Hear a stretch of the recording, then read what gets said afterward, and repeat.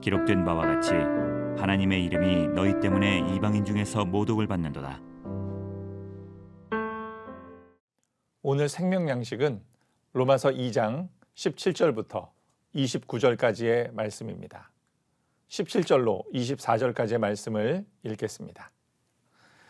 유대인이라 불리는 내가 율법을 의지하며 하나님을 자랑하며 율법의 교훈을 받아 하나님의 뜻을 알고 지극히 선한 것을 분간하며 맹인의 길을 인도하는 자요 어둠에 있는 자의 빛이요 율법에 있는 지식과 진리의 모범을 가진 자로서 어리석은 자의 교사요 어린아이의 선생이라고 스스로 믿으니 그러면 다른 사람을 가르치는 내가 내 자신은 가르치지 아니하느냐. 도둑질하지 말라 선포하는 내가 도둑질하느냐. 간음하지 말라 말하는 내가 간음하느냐. 우상을 가증히 여기는 내가 신전 물건을 도둑질하느냐. 율법을 자랑하는 내가 율법을 범함으로 하나님을 욕되게 하느냐. 기록된 바와 같이 하나님의 이름이 너희 때문에 이방인 중에서 모독을 받는도다. 어제 우리가 읽은 로마서 2장 9절로 16절까지의 말씀에서는 유대인에 대한 심판의 보편성에 대해서 알아보았습니다. 오늘 본문에서 바울은 유대인의 율법과 모순되는 위선의 죄에 대하여 통렬히 지적하고 있음을 보게 됩니다.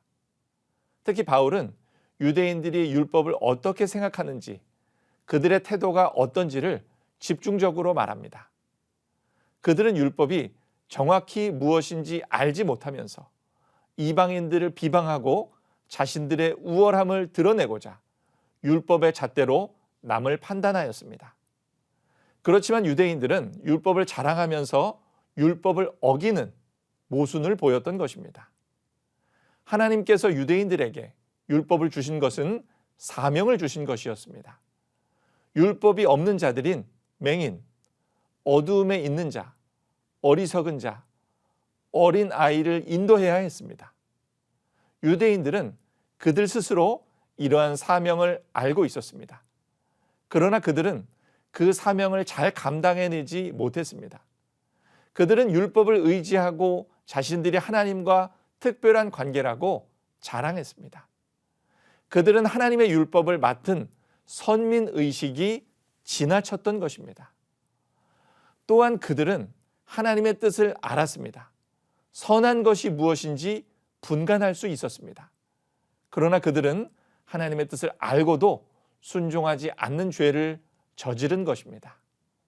유대인들은 율법으로 남을 판단하기 전에 자신을 살펴야 했습니다.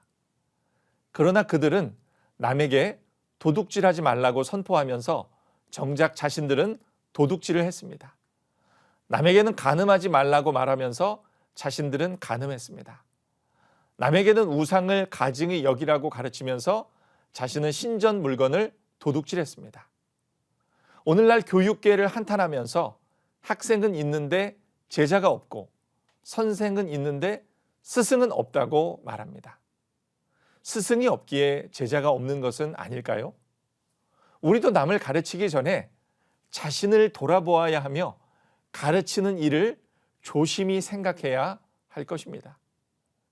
유대인들이 율법을 자랑하면서 율법을 범하는 것은 하나님을 욕되게 하는 것이었습니다.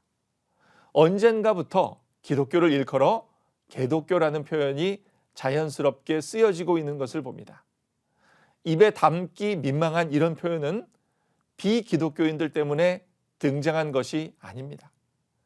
그리스도인들이 모범이 되어 살지 못했기 때문에 생겨난 것이었습니다. 율법을 자랑하면서 율법을 어긴 유대인들의 모습처럼 오늘날의 기독교인들이 오히려 세상의 걱정을 받으면서 살게 되는 안타까운 상황에 놓이게 된 것입니다. 그러므로 우리는 복음을 자랑하면서 복음을 훼손하지 말아야 하는 시대적 사명을 이 말씀을 통해 교훈받아야 하겠습니다. 유대인들이 그토록 자랑하던 율법에 따라 그들은 특히 할례 받는 것을 중요시했습니다. 미숙아나 병중에 있는 아이들을 제외하고 사내 아이가 태어나면 8일 만에 할례를 행했습니다. 창조의 7일이 지나고 8일째 새 창조의 첫날 새로운 언약 백성으로 태어남을 기념하는 것이었습니다. 이 할례는 언약 백성의 표로서 할례 시에 최소 10명 이상의 유대인 성인들이 모여서 언약의 증인 역할을 하였습니다. 그래서 그들은 할례의 유무를 구원의 기준으로 삼기도 했습니다. 오늘날도 유대인들은 할례의 전통을 중요시한다고 합니다. 할례를 모헬이라는 외과 교육을 받은 전문가가 시행한다고 합니다.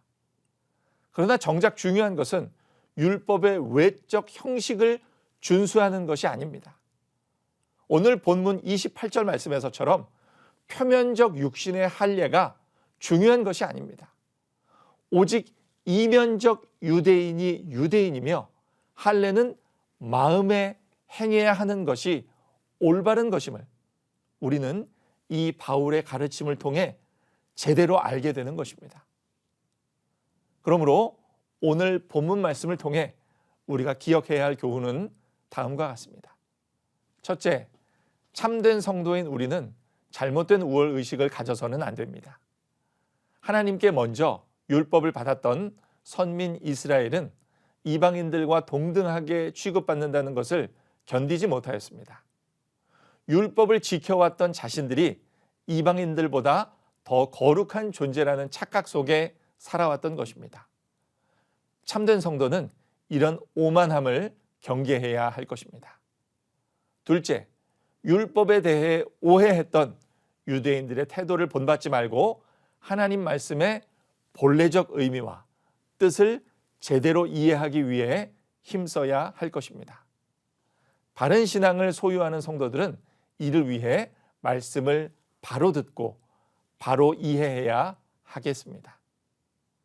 셋째, 참된 성도는 하나님께서 미워하시는 종교적 외식을 멀리해야 합니다.